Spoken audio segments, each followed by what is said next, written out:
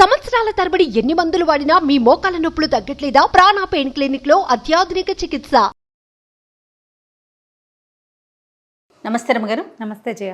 రమ్మగారు, చందమామ కథలు ఎక్కువ చెప్పుకుంటున్నాం కదండి, చాలా సింపుల్గా.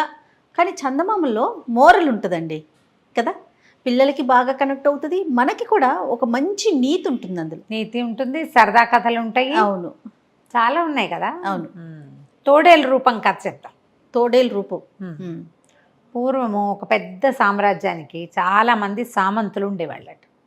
అంటే చిన్న చిన్న వీళ్ళు అనమాట, చిన్న ఊళ్ళ వాళ్ళు. ఈ చిన్న ఊళ్ళల్లో ఒక అతను ధీరసింహుడు అని ఒక సామంతుడు. ఇతనికి చక్కని భార్య ఉండేది. సాధ్విలాగా కనిపించేది, సాధ్విలాగా ప్రవర్తించేది. అంతే. వాళ్ళ నాన్న ఈ ధీరసింహుడిని వలచి పిల్లాడు బాగున్నాడని ఇతనికి ఇచ్చి కట్టబెట్టేది. ఈ అమ్మాయి మృదువుగా ముద్దుగా, చాలామంది ఉండరా భలే బాగా కనిపిస్తారు, క్యూటెస్ట్ లేడీలాగా. అంత క్యూట్ ఉండదు, అంత చాలా ఉంటుంది. లోపల ఏవో ఉంటాయి బోల్డ్ భావాలు. మొహం చూస్తే అలా అనిపించదు. అవును, మనకి ఎప్పుడు కనపడతారు అట్లాంటి వాళ్ళు. ఈ పిల్ల ఇంకొక సామంతుని ఏదో సందర్భంలో కలిసి వాడి మీద మనసు ఉంటుంది. తండ్రి పెళ్లి చేసేస్తాడు. కానీ అతనితోటి ఫ్రెండ్షిప్ మెయింటైన్ చేస్తుంది, ఉత్తరాలు రాయిస్తూ ఉంటుంది. ఎప్పటికైనా వీడికి హ్యాండ్ ఇచ్చి వాడి దగ్గరికి వెళ్ళిపోవాలని ఒక కోరిక ఉంటుంది ఆ అమ్మాయికి. ఆ కాలంలో జరిగేవట. ఎటాగొట్ట వీడిని వదిలేసి వాడిని చేసుకుందాం అలాంటి ఊహ ఉండేది ఆవిడికి. సరే, ఏమైంది, ఇతను ఏం చేసేవాడు, బాగానే ఉన్నారు ఇద్దరు. ఆవిడ సాధ్యులా కనపడేది, సాధ్యులా ప్రవర్తించేది, ఉత్తరాలు మాత్రం అక్కడికి రాస్తూ ఉండేది.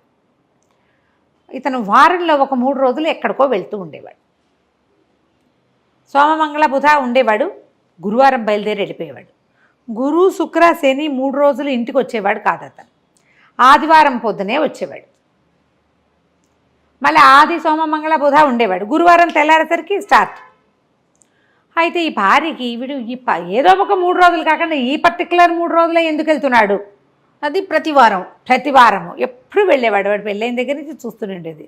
సంవత్సరంన్నర గడిచింది, ఇలాగే ఉన్నాడు. అయితే ఒకనాడు బాగా పదే పదే అడిగింది, ఏమిటి ప్రతివారం వెళ్తావు ఎందుకు ప్రియ అంటే, ఏదో పని అన్నాడు, అదన్నాడు, ఇదన్నాడు. ఆవిడ ఊరుకోలా. ప్రతిసారి అడిగి నేను నీతో ఇంత ప్రాణంగా ఉంటున్నాను, నాకు నీ రహస్యం చెప్పవా, ఎందుకు వెళ్తున్నావు, ఎవరైనా ప్రేయస్ ఉందా, ఏదైనా పని ఉందా, ఏదైనా చేయకూడని పని చేస్తున్నావా పోనీ నువ్వు. ఇప్పుడు తనకు ప్రియుడున్నాడు కదా, అలా వీడికి ప్రేయస్ ఉండొచ్చు అని అనిపిస్తుంది. అయితే ఇతను ఏమన్నాడు, నా కర్మ, నేనేం చేయను, నేను యుక్త వయసులో ఉండగా చేసిన ఒక పొరపాటు వల్ల వారానికి 3 రోజులు నేను తోడేలు రూపం వస్తుంది నాకు, అడవిలోకి వెళ్ళిపోతా. ఆ 3 రోజులు తోడేలుగా ఉండి 4వ రోజున మనిషిగా మారి వస్తాను అని చెప్పాడు. ఆశ్చర్యపోయింది. నిజమా అంది. చాలా నిజం, నీతో ఎందుకు అబద్ధం చెప్తాను ప్రాణప్రియ, నువ్వు ఇంత మంచిదానివి, నువ్వు ఇంత ప్రేమిస్తావు, నువ్వు ఇంత బుద్ధిమంతురాలు, ఇంత సాధ్వివి, నువ్వు నీలాంటి పతివ్రత భూలోకంలో లేదు, నీకు అబద్ధం ఎందుకు చెప్తా, ఇది నా కర్మానుభవం, నాకు ఇట్లా వచ్చింది, నా ప్రాప్తాన్ని నేనేం చేయను, వివాహం చేసుకోకూడదు అనుకున్నా, మా నాన్న మీ నాన్న కలిసి ఇది చేసే ఫ్రెండ్షిప్ చేసుకుని పెళ్ళి అన్నారు, మీ నాన్న ఉత్తముడు, నువ్వు మహాసాధ్వివి, అందుకని చేసుకున్నా అనేసరికల్లా ఈ అమ్మాయింది, కాదోయ్ నువ్వు ఎలా మారుతావు అసలు, మళ్ళా మనిషిగా ఎలా మారిపోతావు, చెప్పు అంటే, ఏముంది, నేను గురువారం పొద్దున్నే వెళ్ళిపోతాను కదా, తెల్లవారుజామునే వెళ్ళిపోతాను, ఎండెక్కేసరికల్లా నా బట్టలన్నీ విప్పేసి ఒక చోట దాచిపెడతా, నాకు తోడేలు రూపు వచ్చేస్తుంది, 3 రోజులు తోడేలుగానే తిరుగుతా, 4వ రోజు తెల్లవారేసరికి నేను మనిషిగా మారిపోతా, దాచిపెట్టిన బట్టల దగ్గరికే వెళ్ళిపోతాను, బట్టలు వేసుకుని వచ్చేస్తాను, మళ్ళీ మనిషి అయిపోతాను. బాగుంది. 1 వారం గడిచింది, 2 వారాలు గడిచింది. ఆ బట్టలు ఎక్కడ దాచిపెడుతున్నావో, ఎవరినా ఎత్తుకుపోతే ఎలాగో, ఎవరినా తీసేస్తే ఎలాగో అంటూ ఉండేది 100 ప్రశ్నలు. కొన్ని నెలలు పోయాక, ఇతను ఇంకా కొన్ని వారాలు పోయాక, ఫలానా చోట ఒక పెద్ద మర్రి చెట్టు ఉంది, దానికి ఒక తొర్ర బయటికి కనపడుతుంది, ఆ తొర్ర లోపల ఇంకొక తొర్ర ఉంది, నేను ఆ తొర్రలో పెడతాను, ఎవరికి నరమానవుడు అన్నవాడికి కనపడవు, నేను సన్నగా మడతపెట్టి లోపల పెడతాను అనేసరికి దొరికిందిరా కిటుకో అనుకుంది అమ్మాయి. యథావిధిగా ఆ వారం కూడా అతను వెళ్ళాడు, బట్టలు చుట్టి ఆ తొర్రలో పెట్టుకున్నాడు. ఈ అమ్మాయి ఏం చేసింది, తన సామంతు ఫ్రెండ్కి ఉత్తరం రాసింది, ఓహో ఫలానా దాంట్లో ఫలానా తొర్రలో బట్టలు ఉన్నాయి, పట్టుకొచ్చేసేయి. అతను తీసుకొచ్చేసరికల్లా ఇకేముంది, ఈ తోడేలుగా మారిన మన వీరసింహుడు, అంతేగా ధీరసింహుడు వాడు వచ్చి చూసుకున్నాడు, బట్టలు లేవు.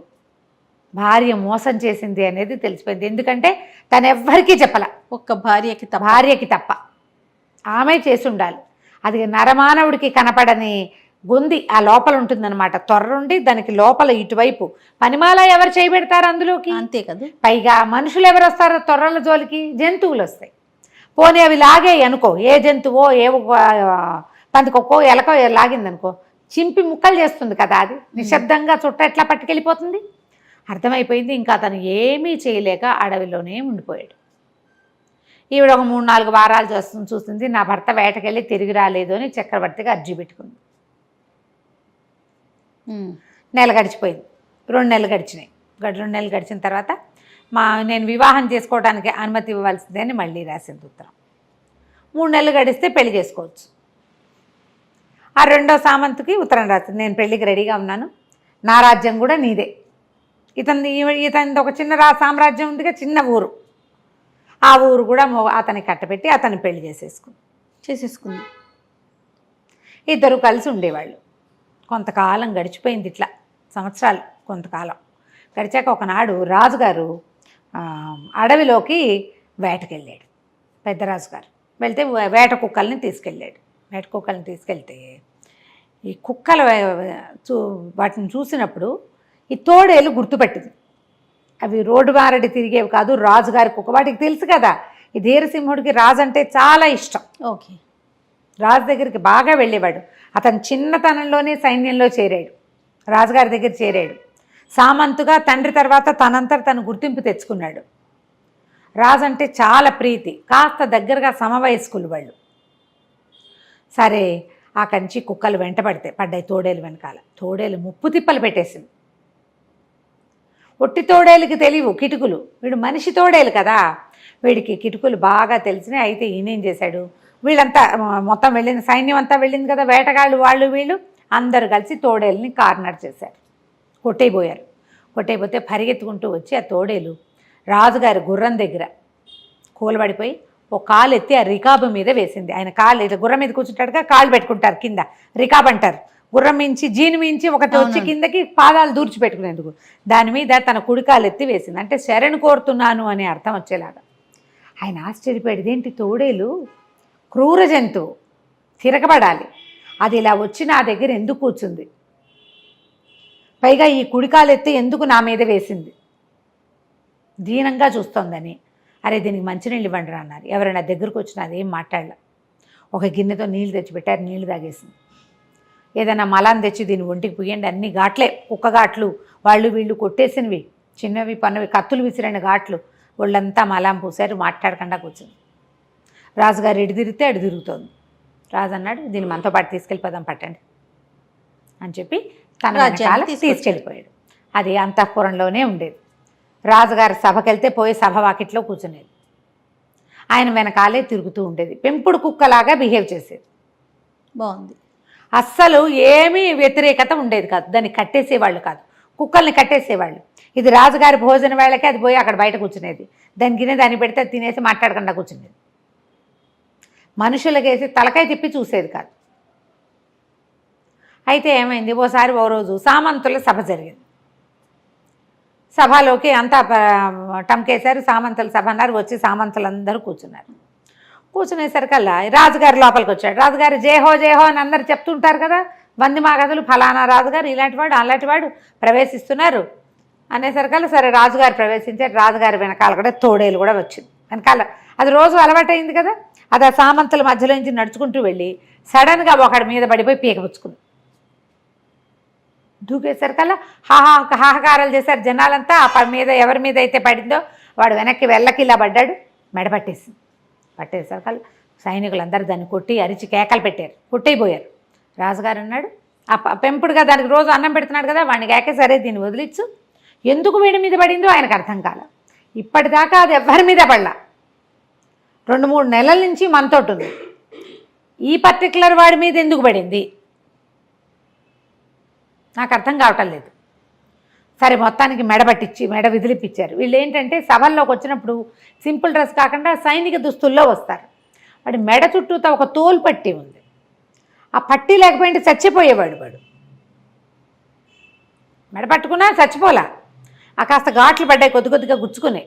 అక్కడి నుంచి అతన్ని లేవదీశారు. సరే ఏమిటో విశేషం, సరే దీన్ని కట్టేయండి రా ఇక నుంచి అంటారు. కట్టేసిన మర్నాటి నుంచి ఏమీ లేవు ఎక్స్ప్రెషన్స్, మామూలుగానే. మళ్ళా కొద్ది రోజులు పోయాక రాజుగారు వేటకు బయలుదేరాడు. బయలుదేరి ఈసారి ఏమనుకున్నారు, డైరెక్ట్గా వేటకొద్దు, మధ్యలో కొన్ని సామంత రాజ్యాలను చూసుకుంటూ వెళ్దామని, ఏ సామంత రాజ్యం అయితే ధీరసింహుడిదో ఆ రాజ్యానికి వెళ్ళాడు. వెళ్ళేసరికల్లా మరి ఆ సామంత రాజ్యంలో ఎవరున్నారు, రాణిగారు, ధీరసింహుడి భార్య, ఆవిడ కొత్తగా పెళ్లి చేసుకున్న రెండో సామంతు, ఇద్దరూ అక్కడే ఉన్నారు. ఆవిడ రాజుగారికి స్వాగతం చెప్పడానికి చక్కగా అలంకరించుకుని వచ్చింది. వచ్చేసరికల్లా ఈ కుక్క ఒక్క విదిలింపుతో గొలుసు విదిలించుకుని రైమని వెళ్ళి దాని మీద పడింది. తోడేలు, కుక్క కాదు, కుక్క పేరు వస్తుంది, గొలుసు అనగానే కుక్క వస్తుంది. ఈ తోడేలు కాస్త దీన్ని విదిలించేసుకుని పరిగెత్తుకుంటూ వెళ్ళి ఆవిడ మెడ పట్టుకునేసరికల్లా ఆడవాళ్ళు ఏముంది, బలహీనంగా ఉంటారు, సన్నగా నాజుగా. ఆవిడ ఇంత పెద్ద గౌన్ వేసుకుంది. ఈ తోడేలు కూడా గట్టి పట్టు చిక్కల, కానీ మెడ అయితే పట్టేసింది. మళ్ళీ సైనికులు దాన్ని బలవంతంగా యువతలకు ఈడ్చారు. లేవదీస్తే అప్పుడు రాజుగారికి ఏం స్ట్రైక్ అయింది, లాస్ట్ టైం ఈ తోడేలు మెడబెట్టుకున్నవాడు ఈవిడ మొగుడు, ఈవిడ ధీరసింహుడి పెళ్ళాం. ఎందుకు తోడేలు ఇలాగా ఈవిడ మోగని కొత్తగా పెళ్లి చేసుకున్న వాడిని ఎందుకు పట్టుకుంది, ఏదో కిట్టుకుంది, ముందు వాడిని పట్టండి, దీన్ని పట్టండి, వీళ్ళిద్దరిని జైల్లో పడేయండి, వీడి సంగతి చూద్దామన్నారు. పోనీ తెలివిగల రాజు, ఆయనకి స్ట్రైక్ అయింది అనమాట. అది ఎవ్వరి మీద ఏమీ పడకుండా కుక్క పిల్లలాగా సాధ్యంతో ఆవు దూడ తిరిగినట్టు తిరిగేది వీళ్ళిద్దరి మీదే ఎందుకు పడింది, అది చంపేయాలన్నంత కసితోటి. ఏదో అరిచి పళ్ళు చూపించి బెదిరిస్తాయి తోడేళ్ళు, అంతేగాని ఒకటే ఆమాంతంగా ఒక్క దూకి పీకపరుచుకుందంటే దానికి ఎంత ఖర్చుగా ఉందో. ఏదో జరిగింది, ఏం జరిగింది, అక్కడి నుంచి దాసుల్ని వాళ్ళని వీళ్ళని ఎంక్వైరీ చేస్తే ధీరసింహుడు ఉండగానే ఈయన ఉత్తరాలు రాసేదండి ఈవిడ చెప్పారు. ఆయన పోయేసరికి 1-2 నెలలు తిరగగానే మరి పెళ్లి చేసుకుంది, వివాహం చేసేసుకుంది. ఆయన ఆస్తంతా ఈయన కట్టబెట్టాము, ఈవిడ మాత్రం తర్వాత వివాహం చేయలే, ఆలోచన ముందే చేసింది అనేసరికల్ రాజుగారు 2-3 సైనికాధికారుల నుంచి ఈవిడిని ప్రశ్నించండి అనేసరికల్లా ఆవిడ బెదిరిపోతూ తోడేళ్ళని చూసేసరికి బెదిరిపోయింది, అర్థమైపోయి ఉంటుంది వీడు తన భర్తేనని. అక్కడి నుంచి బెదురుతూ చెప్పింది, మేము ఈ పని చేశాను, బట్టలు ఎక్కడున్నాయి అని అడిగాడు. ఎక్కడున్నాయంటే అక్కడే ఆ బిల్డింగ్లోనే సామాన్ల కొట్లో ఒక పాత భోషాణంలో పడేసింది, వాటిని కాల్చలా. పోనీలే, ఏ దుస్తులతోటి అతను తోడేలుగా మారాడో ఆ బట్టలు ఒక చోట ఉన్నాయి. సరే అక్కడి నుంచి రాజుగారు ఏం చేశాడు, ఆ బట్టలు తెప్పించి తీసుకెళ్ళి అడవిలో ఏ చెట్టు తొర్రలో నుంచి తీశారో ఆ తొర్రలో పెట్టించాడు. తోడేలను వదిలిపెట్టేశాడు. వదిలిపెట్టేసరికి తోడేలు ఆదివారం పొద్దున్న దాని లెక్క అది. ఇవాళ ఇంకా బుధ గురువారాలే ఉన్నాయి. 3 రోజులు అడవంతా తిరిగి ఆదివారం నాడు పొద్దున మనిషిగా మారి ఆ బట్టలు వేసుకుని వచ్చింది. తన రాజ్యాన్ని చక్రవర్తి సామ్రాజ్యంలో కల్పేశాడు ధీరసింహుడు. నా భార్య వద్దు, నాకు సంసారం వద్దు అని రాజుగారి దగ్గరే ఉండి 3 రోజులు రాజుగారిని మామూలుగా సేవించి 4వ రోజున తోడేలు అయిపోగానే ఆయన వెనకాల కుక్కపిల్లలాగా తిరుగుతూ అక్కడే ఉండేవాడు. కథ కంచికి మనం ఇంటికి. చాలా బాగుంది, సరదాగా ఉంది కదా. అవునండి, అవును. నమస్తే. నమస్తే.